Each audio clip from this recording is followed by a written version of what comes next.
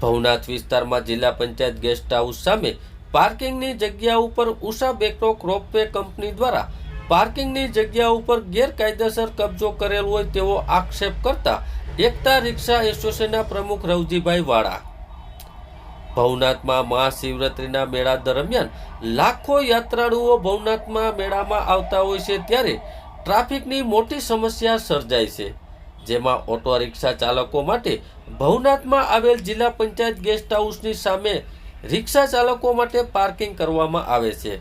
ત્યાં અત્યારે હાલમાં ઉષા બેકરોક રોપવે કંપની દ્વારા કબજો જમાવેલો છે, જે ગેરકાયદેસર હોય, પરંતુ તેને જો તંત્ર દ્વારા ખુલ્લું કરવામાં આવે તો રિક્ષા તેમજ પ્રાઇવેટ વાહનો માટે પાર્કિંગની વ્યવસ્થા થઈ શકે તેમ છે.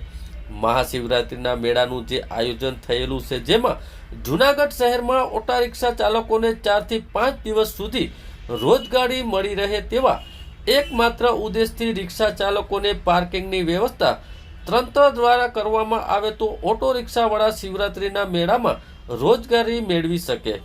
રિક્ષા ચાલકોને પોલીસ દ્વારા હેરાન પરેશાન કરવામાં ન આવે.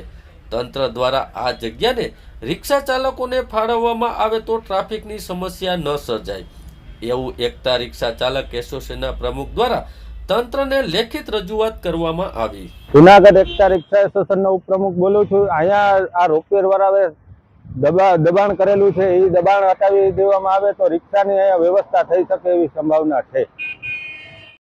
મારું નામ રવજીભાઈ વાળા, એકતા રિક્ષા એસોસિએશન લીડરશિપ ધરાવું છું અને મેં આનું નગરપાલિકામાં લખીને આપી દીધું છે.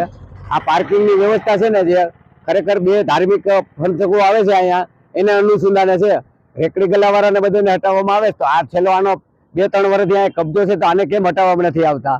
આ પાર્કિંગ ખરેખર ધાર્મિક સ્થળ માટે ફાળવેલું છે. આ નગરપાલિકાના ગેટ છે અને આવડું મોટું પાર્કિંગ આ કબજો કરીને બેઠા છે રોપવે વાળા. તો આ નગરપાલિકાના અધિકારીઓની જવાબદારી છે કે નહીં, એના અમને ખુલાસા કરે. ભાડા પેટે ચડાવ્યું તો ભાડા પેટે આપી શકીએ એમ નથી આ, કારણ કે આ ધાર્મિક સ્થળ માટે પંચક માટે વાપરવાની વાત છે.